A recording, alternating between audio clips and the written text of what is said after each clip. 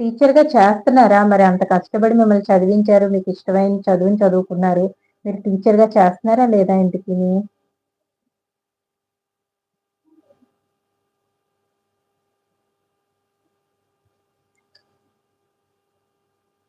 మళ్ళీ చాలా. నేను జస్ట్ అన్నీ చదివి సర్టిఫికేట్‌లు బీరువాలో పెట్టాను వసంత్ గారు. నేను ఏ జాబు చేయలేదండి. అదేంటండి? మనకి టాలెంట్ ఉన్నప్పుడు మనం ఎందుకు వదిలేసుకోవాలి? అలా వృధాగా బీరువాలో పెట్టుకోవడానికేంటి?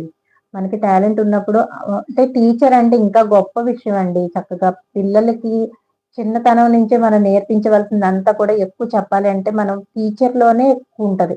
టీచర్ ఏది చెప్తే అది పిల్లలు చాలా శ్రద్ధగా వింటారు తెలుసా? ఇంట్లో పేరెంట్స్ మాట కూడా వినరు.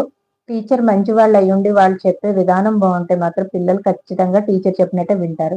మీరు నిజంగా మంచి టీచర్ అయ్యుంటే ఎంత బావుండండి నిజంగానే. మీరు స్కూల్ టీచర్ అయితే గనక.